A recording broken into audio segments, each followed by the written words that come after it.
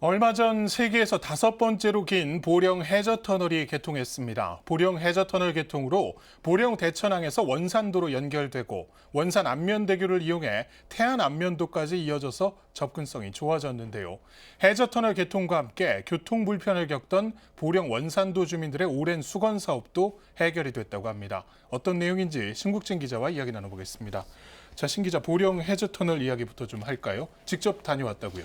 네, 보령 해저터널은 지난 1일 개통했습니다. 해저터널은 보령시 대천항에서 원산도를 연결하는데요. 그 길이만 약 6.9km로 세계에서 5번째로 긴 해저터널입니다. 터널 중간 가장 깊은 곳은 해수면 아래 80m 구간을 지나게 되는데요. 보령 해저터널 개통으로 충남 대천 해수욕장에서 태안 안면도 영목항까지 운행거리는 95km에서 14km로 줄어들고 소요 시간은 90분에서 10분으로 80분이나 단축됐습니다. 네, 이 보령 해저터널 개통 소식은 뉴스를 통해서도 많이 접했는데 많은 분들이 해저터널 개통으로 서해 지역의 관광 활성화를 좀 기대를 하더라고요. 네, 맞습니다. 충남 서해안을 대표하는 관광지가 보령 대천 해수욕장과 태안 안면도인데요. 직선 거리로는 상당히 가깝지만 운행거리가 상당히 길어서 관광 효과가 떨어졌습니다. 하지만 앞으로는 이동 시간 단축으로 관광객들의 이동 편의가 좋아졌고 지역 관광 활성화를 기대하고 있습니다. 보령 해저터널이 개통돼서 이제 대천항과 원산도, 안면도를 연결하는 그 관광 벨트가 형성됐는데요. 이 지역 주민들의 지역 경제 활성화에 기대가 큽니다. 우선 그 내년에 개최되는 2022년도 해양 머드 박람회 개최로 그 머드의 새로운 발견과 가치 창출로 관광의 그 메카로 성장이 기대됩니다. 네, 이 보령 해저터널 개통으로 이 해저터널 종착지라고 할 수 있죠. 바로 원산도 주민들의 삶의 편의도 상당히 좋아졌다고 하는데 이곳 주민들이 그동안 겪던 불편이 뭔가요? 네, 원산도는 태안 안면도 아래에 위치한 섬으로 약 1,300여 명의 주민이 살고 있습니다. 지난 2019년 태안 안면도와 연육교가 연결돼 육로의 길이 열렸습니다.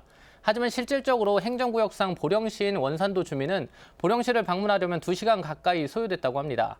원산도 선촌항에서 보령 대천항을 연결하는 뱃길도 있지만 기상이 악화될 경우 결항되기 때문에 상당히 불편을 겪었다고 합니다. 그동안 원산도 선촌항에서 대천항까지 배편을 이용해서 보통 한 40분에서 45분 정도 소요되게 운행이 됐었는데요. 그동안에 이제 원산도 내에서는 이런 좀 미장원이나 그런 시설들이 없어가지고서 좀 많이 불편했었는데 네, 이 태안 안면도와 연육교가 개통을 했지만 큰 효과가 없었고 또 대천항으로 나가는 뱃길을 여전히 불편함이 있었다는 얘기인데 보령시는 해저터널 개통과 함께 이런 문제 해결에 나선 건가요? 맞습니다. 행정구역상 보령시인 원산도에 보령 시내버스가 다니도록 노선을 신설한 건데요. 보령시는 해저터널 개통과 함께 지난 6일부터 옛 대천역에서 원산도를 연결하는 시내버스 노선을 신설했습니다. 시내버스는 하루 5차례 운행하게 되는데요. 시내버스를 직접 이용해 봤습니다. 대천역을 출발한 102번 시내버스가 대천 해수욕장 머드광장 정류장에 들어섭니다. 시내버스에는 보령 시내에서 탑승한 원산도 주민 10여 명이 탑승해 있었는데요. 주민들은 버스에 탑승한 취재진을 보자마자 시내버스 운행에 대한 기대감을 이야기했습니다. 주민들은 평생 살면서 이런 날이 있다며 신기해했고 해저터널을 통과할 때는 기술력에 감탄사를 내놓았습니다. 대천 해수욕장 머드광장에서 시내버스가 출발해 약 15분 만에 원산도 선촌항에 도착했는데요.